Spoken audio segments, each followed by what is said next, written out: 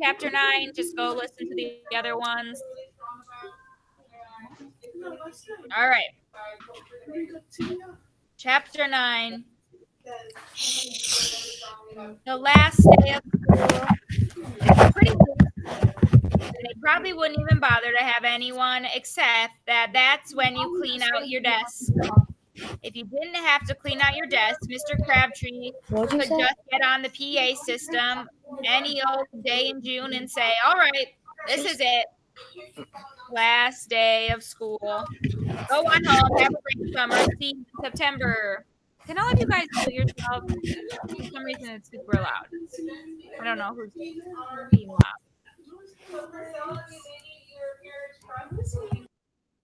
All right, cool. But then everybody would go off and leave their smelly old socks and moldy mittens and melted Halloween candy and leftover sandwiches. Once a kindergarten gerbil got loose and climbed in Boomer Malone's desk and died there.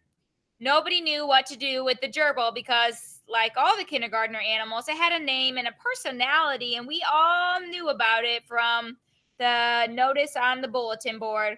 Our friend Gerbil is missing, or our friendly Gerbil is missing. His name is Bob. If you see Bob, please return him to the kindergarten room. So, this wasn't any old dead gerbil, it was friendly Bob. It didn't seem right to drop him in the trash, so Boomer took him back to the kindergarten room. We all thought the kindergarten would stop whatever it was doing, hunt up a cigar box, write a poem for Bob, and have a funeral, but according to Boomer, they couldn't care less.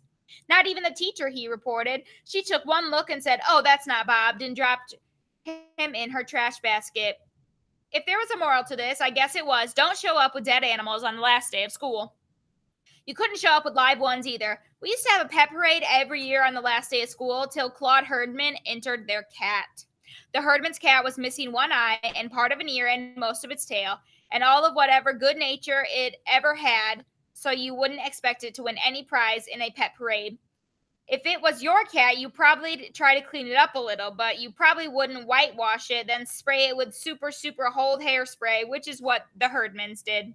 According to Claude, they thought it would win most unusual pet prize, but it was too mad from being whitewashed and hairsprayed to do anything but attack.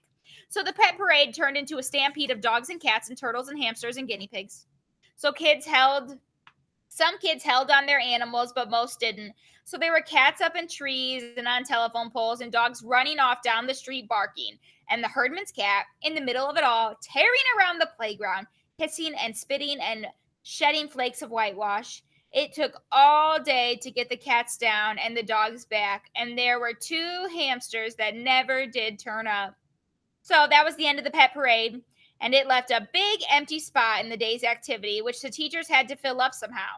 We had spelling bees and math marathons, or we stood up and said what we were going to do that summer, or what we would do if we were king of the world. One year, everybody brought their collections. There were baseball cards and Cracker Jack prizes, bubblegum wrappers, and belly button lint. The belly button lint came from Imogene Herdman, but she said she wouldn't recommend it as a hobby. I don't even collect it anymore. This is left over from what I used to collect. I guess that was because I guess that was the last straw, old belly button lint, because we never did that again. This year, there was no big surprise about what we would do on the last day. It was up on the board. Compliments for classmates. We had each drawn a name from a hat and had to think of more compliments for that one person. We've been thinking about this all year, Miss Kemp said. She probably knew that some kids had, but most hadn't.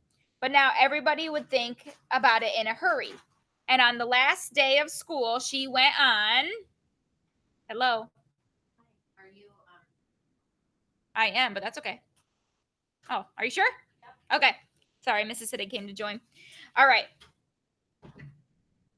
We'd been thinking about it all year, Miss Kemp said. She probably knew that some kids had, but most kids hadn't. But now everybody would think about it in a hurry.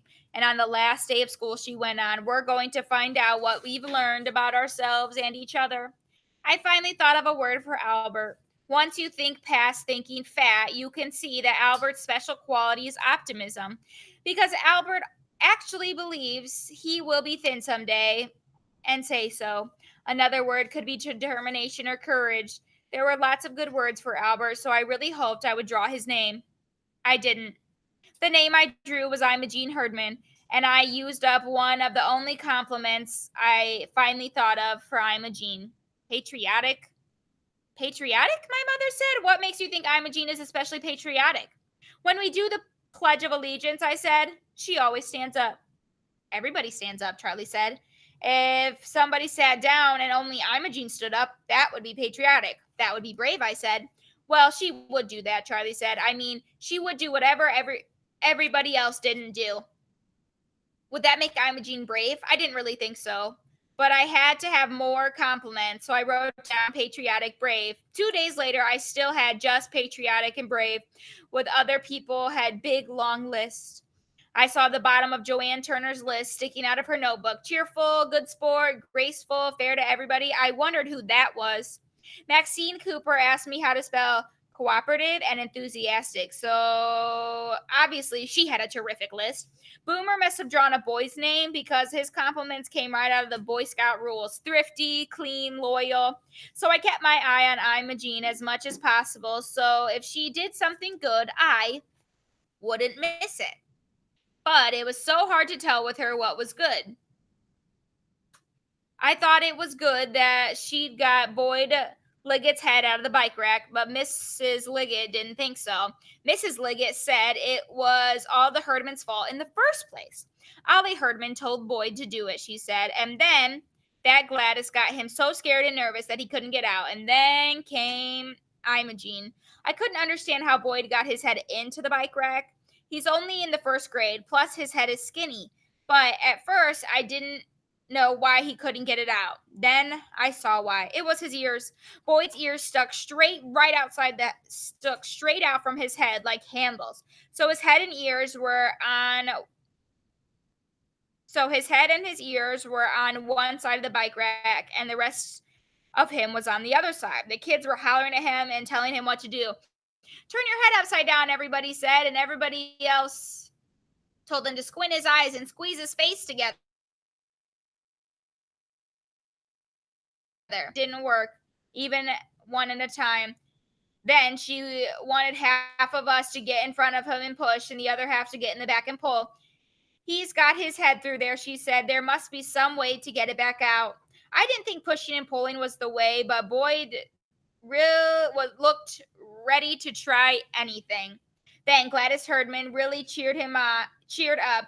Going to have to cut your ears off, Boyd, she said, but maybe just one ear. Do you have a favorite one that you like to hear out of? You could tell that he believed her. If you're in first grade and your head is stuck through a bike rack, this is the very thing you would think will happen. Several teachers heard Boyd yelling, "Don't cut my ears off!" And they went to tell Mr. Crabtree. Mr. Crabtree called the fire department, and while he was doing that, the kindergarten teacher stuck her head out the window and called to Boyd, "Don't you worry, they're coming to cut you loose." But she didn't say who or how, and Gladys told him they'd probably leave a little bit of his ear in case he had to wear glasses. So Boyd was a total wreck when Imogene came along. She wanted to know how he got in there, in case she ever wanted to shove somebody else in the bike rack, probably. But Boyd was too hysterical to tell her, so nobody else knew for sure. So I guess she decided to get him loose first, then find out later. Imogene Scott taped his ears down and buttered his whole head with soft margarine from the lunchroom.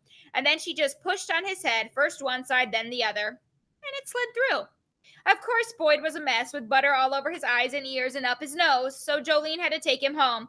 She made him walk way away from her, and she told him, "As soon as you see Mother, you yell, 'I'm all right, I'm all right.'" She looked at him again. "You better tell her who you are, too."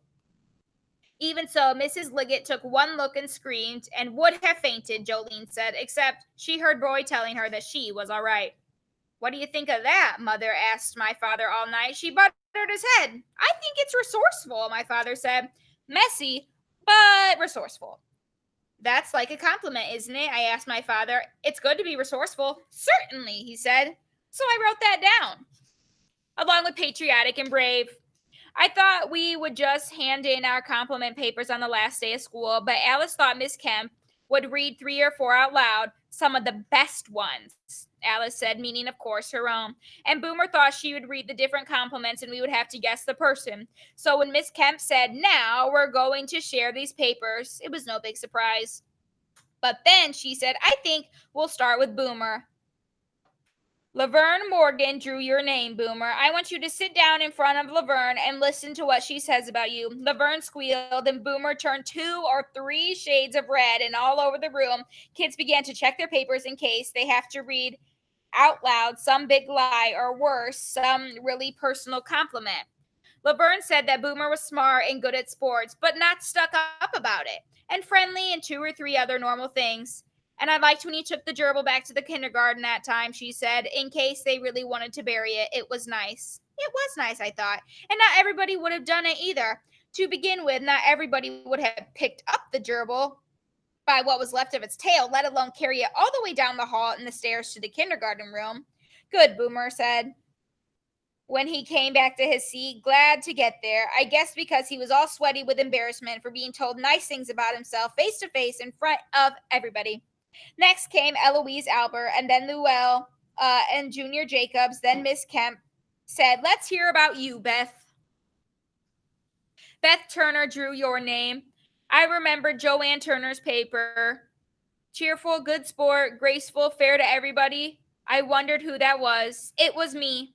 "I know you weren't supposed to say things about how you look," Joanne said, "but I put down graceful anyways because I always notice how you stand up very straight and walk like some kind of dancer.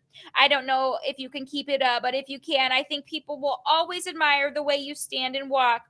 It was really hard walking back to my seat now that I'm famous for it, but I knew if I did it now with everybody watching, I could probably keep it up for the rest of my life. And if Joanne was right, I'd be admired forever. This made me feel strange and loose and light, like when you press your hands hard up against the side of a door, and when you walk away, your hands float up in the air all by themselves. I was still feeling that way 3 people later when Miss Kemp said it was Imogene's turn. "To do what?" Imogene said. "To hear what Beth has to say about you. She drew your name." Imogene gave me this dark, suspicious look. "No, I don't want to." "You're going to hear good things, you know, Imogene," Miss Kemp said, but you could tell Miss Kemp wasn't too sure about that, and Imogene had probably never heard any good things about herself, so she wasn't too sure either. "That's okay," I said. I mean, if Imogene doesn't want to, I don't care." This didn't work. I guess Miss Kemp was curious like everybody else. "Imogene Herdman," Llewell had just whispered. "That's whose name you drew? How could you think of compliments for Imogene Herdman?" "Well, you had to think of one," I said. "We had to think of one for everybody." Luella rolled her eyes. She said she was healthy. I didn't know anything else to say. Luella wasn't the only one who wanted to hear Imogene's word. The whole room got very quiet, and I was glad now that at the last minute I looked up resourceful in the dictionary. "I put down your patriotic," I told Imogene, "and brave and resourceful, and cunning and shrewd and creative, enterprising, sharp, and inventive." "Wait," she yelled. "Wait a minute. Start over." "Oh, honestly," Alice put it in. "You're just copy that out of the dictionary. They're all the same thing." And I went on ignoring Alice. "I think it was good of you to get Boy's head out of the bike rack." "Oh, honestly," she said again, but Miss Kemp shut her up. Of course, she didn't say shut up, Alice. She just said no one could really comment on what anybody else said because it was very personal and individual. "That's how Beth sees Imogene," she said. Actually, it wasn't. Alice was right about the words. I did copy them out of the dictionary, so I wouldn't be the only person with 3 dumb compliments. And I didn't exactly connect them with Imogene, except sharp, because her knees and elbows, which she used like weapons to leave you black and blue. But now suddenly they all turned to fit. Imogene was cunning and shrewd. She was inventive. Nobody else thought of buttering Boyd's head or washing their cat in the laundromat. She was creative, if you count drawing pictures on Howard, and enterprising if you count charging money to look at them. She was also powerful enough to keep everybody away from the teacher's room forever, and human enough to give Howard her blanket. Imogene was all the things I said she was and more, and they were good things to be, depending on who it was doing the inventing or creating or the enterprising. If Imogene could keep it up, I thought, till she got to be civilized, if that ever happened, she could be almost anything she wanted to be in life. She could be Imogene Herdman president, or of course Imogene Herdman jailbird. It would be up to her. At the end of the day, Miss Kemp said, which was harder, to give compliments or receive them? And everybody agreed that it was really uncomfortable to have somebody tell you in public about the best hidden parts of you. Alice, however, made this long, big word speech about how it was harder for her to give compliments because she wanted to be very accurate and truthful and not make things up. She said, looking at me. I didn't make things up, I told her later, except maybe brave. I don't know whether Imogene is brave.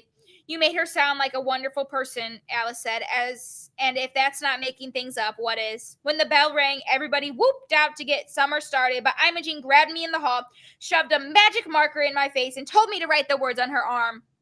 On your arm, I said. That's where I keep my notes, she said, and I couldn't believe it because I could see the remains of several messages. Something, pizza, big rat, get Gladys something, I wondered. No, probably just get Gladys.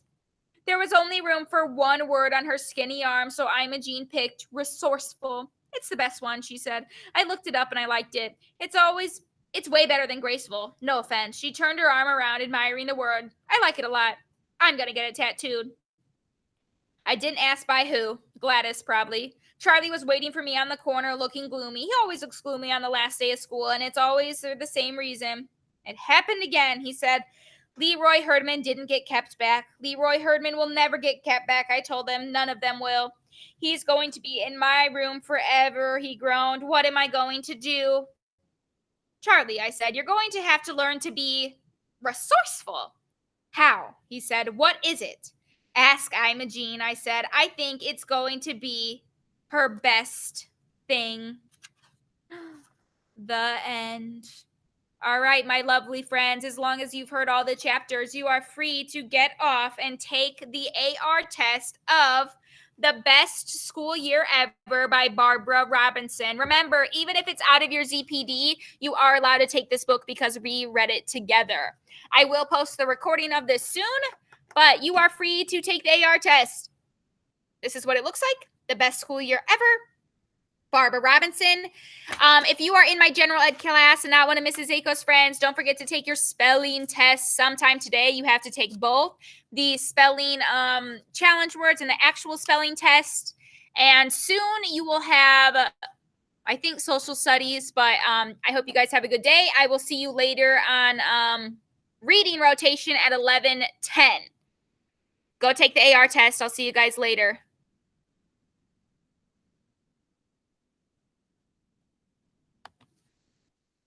I got 3 wrong.